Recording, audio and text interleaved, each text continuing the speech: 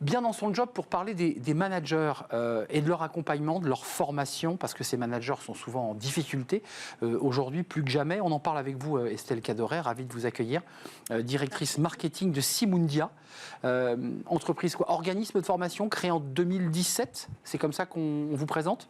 Oui, on aime bien se présenter comme une start-up de coaching digital. Et effectivement, c'est une start-up qui a été créée par Grégoire Schiller et Colombe Mondula en 2017.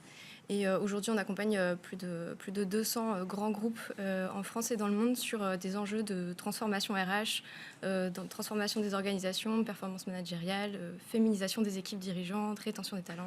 Tous les sujets qui traversent ou qui transforment le métier de manager se fait en coaching.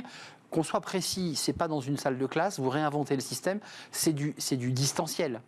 Exactement. C'est vraiment un coaching en visioconférence et ça fonctionne un peu comme une forme de plateforme Doctolib. Le collaborateur va réserver son créneau et être en autonomie sur son parcours de coaching à distance. Et ensuite, il peut aller jusqu'à prendre son téléphone et le faire dans sa voiture en train de manger son sandwich entre midi et 2 s'il le veut. S'il le veut. On ne le recommande pas de cette manière, mais il le peut.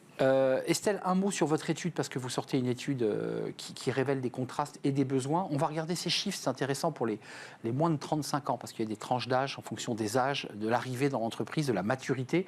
49% des moins de 35, je parle des managers, souhaitent développer leur légitimité managériale, ce qui semble assez évident. 12% motivés, développer son équipe. Et le dernier point, 10%, améliorer sa ou ses capacités relationnelles. Le début, c'est évident, on est manager, on est propulsé, on manque de confiance.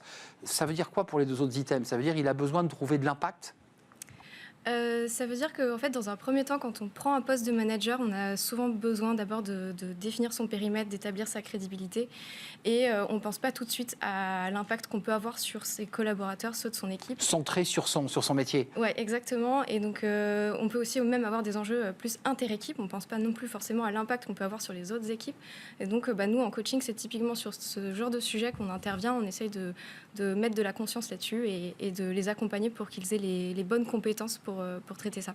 Amélioration des capacités relationnelles, c'est cette chose qu'on entend beaucoup ici dans l'émission Smart Job, c'est-à-dire des managers qui sont des bons techniciens, très diplômés, très compétents, mais qui n'arrivent pas à communiquer avec leurs équipes. C'est un enjeu.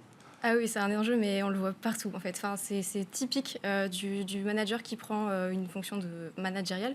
Il va arriver avec une expérience d'expert sur son sujet. Par exemple, un commercial va être excellent dans son domaine et on se dit, bah, tiens, on va le promouvoir et on va lui proposer de devenir manager de son équipe. Et en fait, nous, ce qu'on aime dire chez Simundia, c'est que devenir manager, c'est pas une promotion, c'est une reconversion. Donc c'est vraiment un tout nouveau métier qu'il faut apprendre. C'est aussi trouver des facteurs de reconnaissance qui sont ailleurs, c'est des compétences qui sont nouvelles. Et donc ça demande vraiment une formation, un accompagnement. Mais aujourd'hui, on voit qu'il y a vraiment très peu de managers qui sont accompagnés sur ça. Et donc c'est aussi ce qu'on voulait démontrer avec cette étude, c'est qu'il y a un besoin là-dessus. Il y a un besoin, il y a une volonté qui vient du manager ou qui vient, je dirais, de l'équipe RH qui finalement dit on nomme ce nouveau manager, il lui faut ce tronc commun. Comment ça se passe ? C'est lui qui le réclame lors de l'entretien annuel ou c'est le DRH qui lui dit de toute façon tu devras passer par les fourches codines de Simundia ?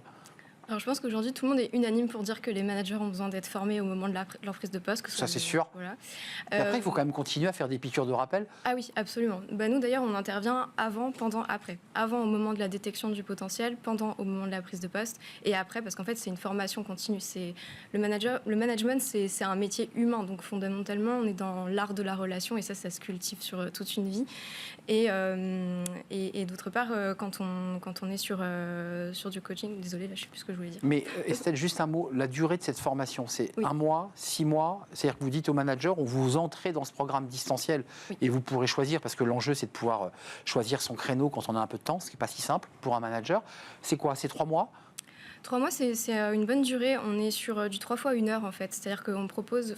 Notre coaching, qui est l'approche de coaching situationnel, s'est défini sur 3 sessions d'1 heure, qui peut être effectivement répartie sur 3 mois. C'est plutôt idéal. Ça laisse le temps, en fait, entre chaque séance, de mettre en pratique les conseils du coach, de consulter les contenus qu'on pousse, etc.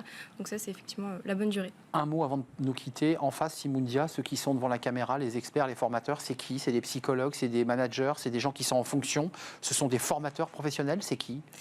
Alors, nos coachs, on les sélectionne de manière très stricte. En général, ce sont des personnes qui ont 15 ans d'expérience professionnelle, qui ont plus de 1000 heures de coaching à leur actif, qui sont eux-mêmes supervisés par un coach et qui sont certifiés par un organisme qu'on sélectionne aussi à travers le monde. Et ils ont suivi tout un tas d'étapes. On veut être sûr que ce soit des personnes extrêmement qualifiées. Et c'est ce qui fait aujourd'hui vraiment l'unicité aussi de notre proposition auprès des DRH. Merci Estelle Cadoret. J'imagine aussi que ça se fait dans plusieurs langues, l'anglais de base. Oui, toutes les langues que vous voulez. Toutes les langues que l'on souhaite. Merci de nous avoir rendu visite, Estelle Cadoret, directrice marketing Simundia, 50 collaborateurs créés en 2017 et c'est du coaching, du distanciel, mais en fait du présentiel à distance. Il faut le préciser, c'est pas de la synchrone.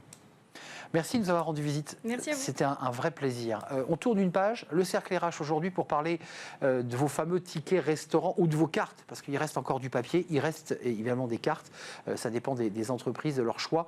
On va en parler avec le directeur général France d'Edenred, avec un sujet législatif. Est-ce qu'on pourra continuer à acheter au supermarché avec notre carte d'autres produits que notre sandwich? C'est un vrai sujet puisque la loi n'a pas été votée. On en parle avec le directeur général France d'Edenred. Il est notre invité.